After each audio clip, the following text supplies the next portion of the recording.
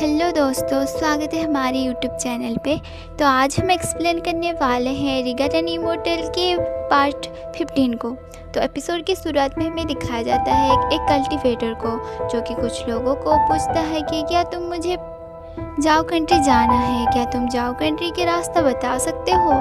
तो वो लोग उसे बोलते हैं कि हाँ, ये 100 किलोमीटर की दूरी पे है। अगर तुम ईस्ट की तरफ जाओगे तो तुम जाओ कंट्री पहुंच जाओगे, लेकिन ये रास्ता काफ़ी ज़्यादा खतरनाक है क्योंकि वहाँ पे ब्लैक मार्ट दलदल मौजूद है। हमने सुना है कि कोई भी इंसान या कल्टीवेटर जो भी वहाँ पे गया है वो आज तक वापस नहीं आया। लेकिन वो कल्टीवेटर खुद को कुछ ज़्यादा ही ताकतवर समझ रहा था, इसलिए वो उन लोगों की बात ना मानकर वो वहाँ से चला जाता है। और ऐसे ही उड़ते हुए वो ब्लैक मार्ट दलदल की तरफ पहुंच चुका था और उसे देखते हुए बोलता है कि तो यही है वो खतरनाक जगह, लेकिन ये तो मुझे एक मामूली सा दलदल लग रहा है। ऐसे ही बोलते हुए वो अपने फ्लैग सूट से आगे की तरफ जा रहा था। हम अचानक देखते हैं कि एक ब्लैक एनर्जी उसको जकड़ लेती है। वो बहुत ही ज़्यादा घबरा जाता है, बोलता है ये क्या है, और फौरन से वो अपनी पावर में उसको खा लेता है, जिसकी वजह से उसकी एनर्जी काफ़ी ज़्यादा लूज हो जाती है। उस ब्लैक होल से आजाद करके दूर की तरफ भागने लग जाता है, लेकिन उसका कोई फायदा नहीं होता। काफ़ी तेज़ी से उसके पीछे आकर एक हाथ के सिर में लग जाता है और लास्ट में अपनी बैल से निकल लेता है और उस कल्टीवेटर को मार देता है। उसके बाद हम उस कल्टीवेटर के स्पिरिचुअल रूट्स को देखते हैं, जो कि दलदल की गहराई में जाकर अंदर तक चला जाता है। तभी टैंकी उसे पकड़कर खा देता है और बोलता है कि ये तो काफ़ी ज़्यादा टेस्टी है। वहीं हम दूसरी तरफ देखते हैं कि वांगलिंग को, जो कि इस ब्लैक मार्ट दलदल की तरफ आ चुका था क्योंकि उसे इन्फॉर्मेशन मिल रही थी कि टैंकी यहीं पर है। टैंगलिंग को ये सारी इन्फॉर्मेशन वूफेन बेली की सेक्ट लीडर ने दी थी। वांगलिंग उनसे पूछता है कि उस ब्लैक मार्ट दलदल में तो एक स्पिरिचुअल ट्री भी मौजूद है, आखिरकार उस ट्री की हिफाजत कौन सा सेट कर रहा है। तभी वो जवाब देते हुए बोलते हैं कि टैंकी अकेला ही उस स्पिरिचुअल ट्री की हिफाजत कर रहा है। पिछले 400 साल से वो उस ट्री की हिफाजत कर रहा है। उस स्पिरिचुअल ट्री की हिफाजत करते करते उसको इतना ज़्यादा पावर मिल चुकी है कि उसे और कोई सेट या वॉरियर की ज़रूरत नहीं है। वो अकेला ही उस ट्री की हिफाजत करने के लिए काफ़ी है। उल्टा वो जगह इतना ज़्यादा खतरनाक है कि वहाँ पे कोई कल्टीवेटर या इमोर्टल जाना पसंद भी नहीं करता, क्योंकि उसे पता है कि वहाँ पे जाना मतलब उसका मौत है। वहीं दूसरी तरफ हम देखते हैं कि वांगलिंग के सामने एक ब्लैक दलदल के तूफान आ चुका था और साथ ही साथ टेंगिया भी नीचे जाग चुका था। और वो वांगलिंग को देखते हुए बोलता है कि आखिरकार तुम वही इंसान हो जिसके बारे में मास्टर टेंग बात कर रहे थे। ये काफ़ी अच्छा हुआ कि तुम खुद ही मेरे पास चल के आ गए, वरना मुझे तुम्हारे पीछे जाना पड़ता। वांगलिंग को ये सब सुनकर बिल्कुल भी अच्छा नहीं लगता, इसलिए वो अपनी ब्लडी थंडर टेक्निक का यूज़ करके उसके ऊपर अटैक कर देता है, जिसकी वजह से उस दलदल पे काफ़ी ज़्यादा तबाही मचने लग जाती है। दूर पे बैठे हुए लोग ये सब देखकर बोलते हैं कि आखिरकार कोई देवता आया है जो कि अपनी पावर का यूज़ करके इस दलदल को पूरी तरह से मिटा देंगे। वहीं दूसरी तरफ हम ली स्वान को देखते हैं, जो कि ये सब देखकर काफ़ी ज़्यादा खुश हो रहा होता है। वो बोलता है कि वांगलिंग मेरे मास्टर है, वो किसी के आगे भी झुकते नहीं, वो काफ़ी ज़्यादा ताकतवर है, उनके सामने कोई भी आ जाए वो उनका मुकाबला नहीं कर सकते, मेरे मास्टर लाजवाब हैं।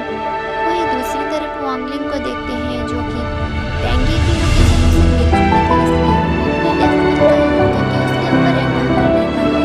तभी अचानक हम देखते हैं कि ब्लैक दलदल से एक हाथ आता है, जो कि पेंसिल का यूज़ करके उस अटैक को डिस्ट्रॉय कर देता है।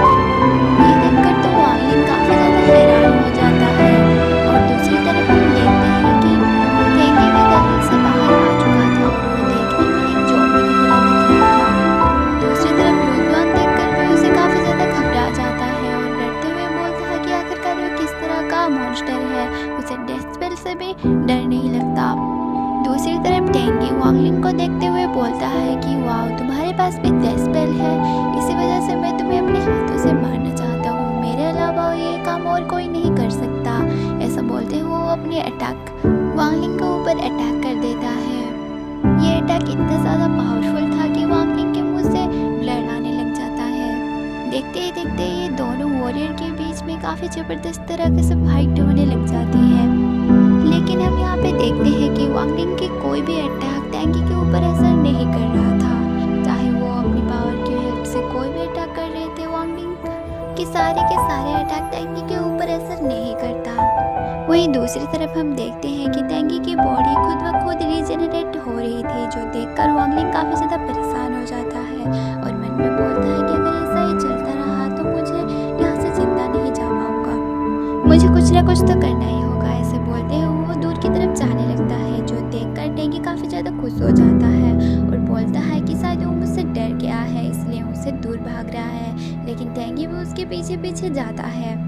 दूसरी तरफ हम वांगलिंग को देखते हैं, जो कि एक जगह रुक जाता है और अपने फ्लैग को बाहर निकाल लेता है और उसके साथ ही साथ वो 3 ड्रैगन के सोल्स को भी बाहर निकाल लेता है और टेंगी के ऊपर अटैक कर देते हैं। लेकिन टेंगी अभी भी पीछे नहीं हट रहा था, वो एक जगह रुका हुआ था और वो अपनी बॉडी के ऊपर इस अटैक का ले लेता है, जिसकी वजह से वहाँ पे काफ़ी बड़ी ब्लास्ट होती है, जिसे देखकर वांगलिंग सोचता है कि अब तो वो ख़त्म हो चुका होगा। लेकिन जब हम देखते हैं कि सामने से धुआं हटता है तब टेंगी बिल्कुल सही सलामत था, बल्कि उसके बॉडी के ऊपर जो इंजरी हुई थी वो खुद ब खुद रिकवर हो रही है। ये देखकर तो वांगलिंग और भी ज़्यादा शौक हो जाता है। तभी वो अपनी मल्टीपल सोल टेक्निक का यूज़ करके उसके ऊपर अटैक कर देता है, लेकिन वो भी उसके ऊपर कोई असर नहीं करता। वो अपनी बॉडी के ऊपर उस हर अटैक को ले चुका था और वो वांगलिंग को बोलता है, लड़की तुम इतने ज़्यादा कमज़ोर हो गए, मुझे कभी सोचा भी नहीं था। ये सुनकर वांगलिंग अपने मल्टीपल सोल टेक्निक को डिवाइन सोल में कन्वर्ट करके उसके ऊपर अटैक कर देता है। ये अटैक इतना ज़्यादा पावरफुल था कि टेंगिया की बॉडी को पूरी तरह से डिस्ट्रॉय कर देता है, जिसे देखकर वांगलिंग थोड़ा सा चैन की सांस लेता है। तब अचानक हम देखते हैं कि उस ब्लैक होल से अंदर से टेंगिया फिर से जिंदा होकर वापस आ चुका था, जो देखकर वांगलिंग काफी ज़्यादा शॉक हो चुका था। तभी टेंगिया वांगलिंग को बोलता है कि तुम चाहकर भी मेरी बॉडी को डिस्ट्रॉय नहीं कर पाओगे, लेकिन मुझे खुशी हुई अगर तुमने कोशिश तो की। तभी टेंगिया अपनी टेक्निक का यूज़ करके वांगलिंग के ऊपर अटैक कर देता है। ये अटैक इतना ज़्यादा पावरफुल था कि वांगलिंग को ज़मीन पर ले आता है, लेकिन तभी अचानक हम देखते हैं कि वांगलिंग उस अटैक से बच चुका था और अपनी टेक्निक का यूज़ करके उसे दूर भाग रहा था। ये देखकर टेंगिया बोलता है कि तुम मेरे अटैक से बच गए, ये तो काफ़ी अच्छा हुआ, मैं फिर से तुम्हारे साथ कुछ देर और खेल सकता हूँ। और ये बोलते हुए उसके पीछे जाने लग जाता है। वहीं दूसरी तरफ हम मास्टर टेंग को देखते हैं, जो कि टेंगिया की चिड़पिड़ को जलाते हुए काफ़ी ज़्यादा इमोशनल हो चुके थे। वहीं उनका सर्वेंट उनको बोलता है कि आपको क्या लगता है मास्टर टेंगिया को बचाने के लिए, उनकी मदद करने के लिए कुछ वॉरियर्स को भेजना चाहिए? अगर आप कहते हो तो हमें अपने क्लान के सारे वॉरियर्स को वहाँ पे मदद करने के लिए भेज सकता हूँ। जो सुनकर मास्टर टेंग अपनी सीट पे जाकर बैठकर बोलते हैं कि इसकी कोई ज़रूरत नहीं है। टेंगिया हमारे एंसेस्टर रह चुका है, 400 साल पहले वो कोड बनने के लिए सिर्फ एक स्टेप पीछे था। टेंगिया के पास स्पेशल टेक्स्ट स्पिरिचुअल रूट्स है, जो कि उससे सबसे ज़्यादा खास बनाती है। और मैंने सुना है कि जब वो सोल लेवल में था तब उसका मुकाबला करने के लिए उसके सामने कोई भी खड़ा नहीं हो सकता था, और अब तो इतने सालों के कल्टीवेशन के बाद वो तो पहले से भी ज़्यादा ताकतवर बन चुका है। जो सुनकर उनका सर्वेंट तो काफ़ी ज़्यादा सरप्राइज हो चुका था। और अगर वांगलिंग एक गॉड नहीं बना तो उसका मरना तय है। वहीं दूसरी तरफ हम वांगलिंग को देखते हैं, जो कि उसकी हालत सच में काफ़ी ज़्यादा ख़राब हो चुकी थी। वो अपनी जान बचाकर वहाँ से भागते हुए आगे जा रहा था, जिसे देखकर लू जुआन बोलता है कि वांगलिंग मुझे काफ़ी ज़्यादा डर लग रहा है, ऐसा अगर होगा तो हम उसके साथ फाइट नहीं कर सकते, इसलिए बेहतर यही होगा कि तुम अपने पूरी स्ट्रेंथ का यूज़ करके वहाँ से भाग जाओ। तभी वांगलिंग बोलता है कि नहीं, मैं भागने के लिए नहीं हूँ, मैं उसकी कमजोरी ढूंढूंगा। हर कोई इंसान का कोई ना कोई कमजोरी तो होता ही है, मैं उस कमजोरी को ढूंढूंगा। तभी वो आगे बढ़ते हुए दलदल में उसे कुछ महसूस होता है। तभी वो उस ब्लैक बर्ड को अपने हाथ में उठाकर बोलता है कि ये तो पूरी तरह से स्पिरिचुअल रूट से बनी हुई है। मैं ये तो जानता था कि टैंक फैमिली लोगों के स्पिरिचुअल रूट को इस्तेमाल करके खुद को और भी ज़्यादा ताकतवर बनाती है, लेकिन टेंगिया की टेक्निक उनकी बात ऐसा बोलते ही वहाँ पर ब्लैक बर्ड को स्कैन करने लग जाता है। इंसान भी समझ जाता है कि ये जो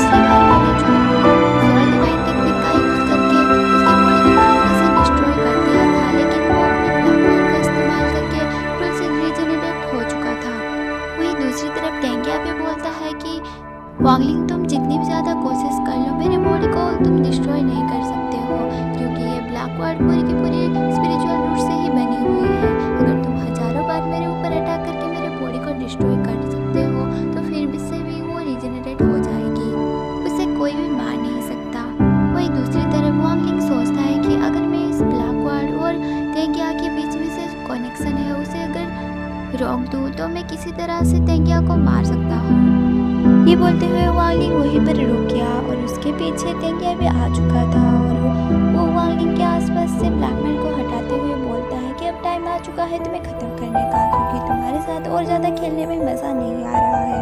ऐसा बोलते हुए वो एक स्केलेटन का यूज़ करके वांग लिंग के ऊपर अटैक कर देता है, लेकिन तभी हम देखते हैं कि वांग लिंग को कुछ भी नहीं होता, जिसे देखकर तेंगिया तो काफ़ी ज़्यादा सरप्राइज हो जाता है।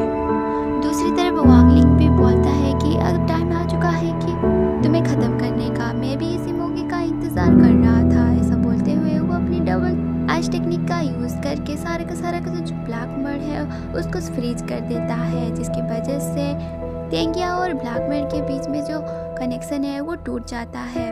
तभी तेंगिया बोलता है कि ये एक डेस लेयर आइस है, क्या तुम्हें लगता है कि ये मुझे ज़्यादा देर तक फ्रीज करके रख पाएगा?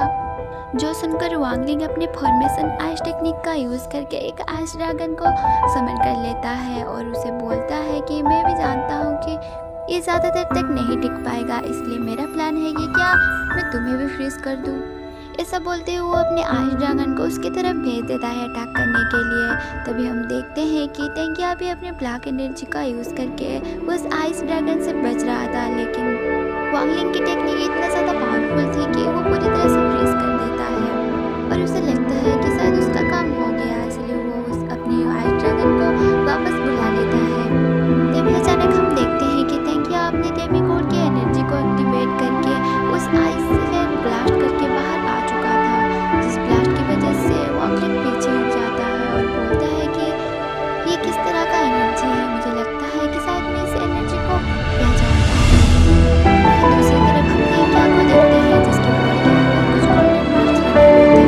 तभी तेंगिया बोलता है कि आज मैं काफ़ी ज़्यादा खुश हूँ, इतने सालों बाद तुम पहले इंसान हो जो कि मुझे अपने फाइनल मूव्स को यूज़ करने के लिए मजबूर कर दिया। ऐसा बोलते हुए फाइनल मूव्स का यूज़ करते हुए अटैक करने के लिए उसकी तरफ जाने लग जाता है। वांग लिंग भी उससे बचने के लिए अपने मल्टीपल सोल टेक्निक को एक्टिवेट कर रहा था, लेकिन उसका कोई फायदा नहीं होता, इसलिए वांग लिंग अपने फाइनल पंच को तैयार करते हुए उसके ऊपर अटैक कर रहा था। दोनों का ही अटैक आपस में टकराते हैं, जहाँ पे वांग लिंग और तेंगिया की एनर्जी बिल्कुल सेम लग रही थी। वही वांग लिंग मन में सोचता है कि ये एनर्जी मुझे काफ़ी ज़्यादा जानी पहचानी लग रही है, लेकिन मुझे इस एनर्जी का समझ में नहीं आ रहा। वहीं दूसरी तरफ तेंगिया तो लगातार वांग लिंग के ऊपर अटैक करते जा रहा था। वांग लिंग सील बनाकर खुद को प्रोटेक्ट करने की कोशिश कर रहा था, लेकिन कोई फायदा नहीं होता, इसलिए वो अपनी चेन टेक्निक का यूज़ करके तेंगिया को बांध देता है। तभी तेंगिया बोलता है कि तुम्हारा ये चैन मुझे ज़्यादा देर तक बांध कर नहीं रख सकती। ये सुनकर वांग लिंग अपनी एसिड बॉल टेक्निक का यूज़ करके तेंगिया की चेस्ट के ऊपर अटैक कर देता है, जिसकी वजह से वो काफ़ी ज़्यादा शॉक हो चुका था, क्योंकि उसने एशियन गॉड की थोड़ी सी एनर्जी देख ली थी और साथ ही साथ उसे तेंगिया की चेस्ट के अंदर एशियन गॉड की ब्लड की एक ड्रॉप दिखी, जिसे देखकर वांग लिंग सब कुछ समझ जाता है और वो सोचता है कि शायद ये भी एशियन गॉड के रैंक में रहा होगा, इसलिए उसे एशियन गॉड के ब्लड का ड्रॉप को हासिल कर चुका है और वहीं पे उसे एक डेथ स्पेल भी मिला होगा, बिल्कुल मेरी तरह। तभी अचानक तेंगिया अपने 1 ड्रॉप ऑफ एशियन गॉड के ब्लड का इस्तेमाल करके चैन से खुद को आज़ाद कर लेता है और वांग लिंग के सामने आकर बोलता है कि लड़के, अभी तक मैंने तुम्हें जानबूझकर जिंदा रखा था, मैं चाहता तो तुम्हें 1 सेकंड में जान से मार सकता था, लेकिन मैंने अभी तक तुम्हें जिंदा रखा, लेकिन अब तुम्हारा खैर नहीं। ये बोलते हुए वो तेजी के साथ वांग लिंग की तरफ बढ़ने लग जाता है। तभी वांग लिंग भी बहुत ही ज़्यादा सीरियस हो जाता है। वो अपने हेवनली बॉल को टुकड़ों में बांटकर तेंगिया की चेस्ट के ऊपर हमला कर चुका था, जिसकी वजह से उसे फिर से उसकी बॉडी के एशियन गॉड की ब्लड को दिखने लग जाता है, जिस वजह से वांग लिंग तेजी के साथ आगे बढ़कर उसके चेस्ट के अंदर हाथ डालकर उस बॉल को हासिल कर लेता है और उससे बोलता है कि बेबू, तुम्हें क्या लगता है तुम्हारे पास एशियन गॉड की सिर्फ एक ब्लड है, मेरे पास तुम्हें क्या लगा तुम उसे हरा पाओगे। दूसरी तरफ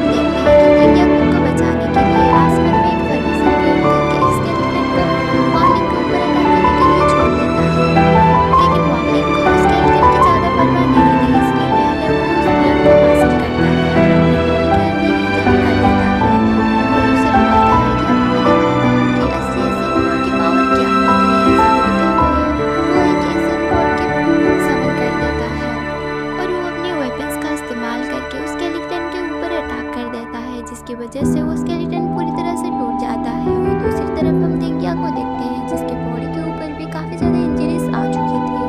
उसके चेस्ट पे तो पहले से ही एक होल था और वो वहीं पर मारा जाता है और वांगलिंग उसकी सोल को अपने पास रख लेता है। वहीं दूसरी तरफ हम मास्टर ली को देखते हैं जो कि एक पोर्टल की हेल्प से ये सब कुछ देख रहे थे और वो बोलते हैं कि ये लड़का तो वाकई में काफ़ी ज़्यादा ताकतवर है, क्योंकि उन्होंने कभी भी सोचा नहीं था ये इतनी छोटी उम्र में इतना ज़्यादा ताकतवर हो सकता है।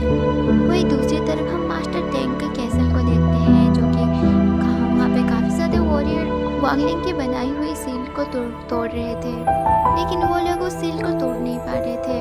तभी वहाँ पे उनका एक एल्डर आकर उन्हें बोलता है कि मास्टर हमने अपनी पूरी कोशिश कर ली लेकिन हम उस सील को तोड़ ही नहीं पा रहे हैं, इसलिए मास्टर टेंग आपको ही आगे आकर उस वॉरियर को तोड़ने के लिए हमारी मदद करनी होगी, वरना हम अकेले ये सब नहीं कर पाएंगे। जो सुनकर मास्टर टेंग तो काफ़ी ज़्यादा गुस्सा हो जाते हैं और वो अपने सामने रखे टेबल को पूरी तरह से तोड़ देते हैं, जिसे देखकर उनका एल्डर बोलता है कि सर उसके बोलने से मास्टर काफ़ी ज़्यादा गुस्सा हो चुके हैं, इसलिए वो अपनी जान की भीख मांगते हुए बोलता है कि मास्टर मुझे माफ़ कर दिए अगर मेरा कोई बातों का आपको गुस्सा लगा होगा।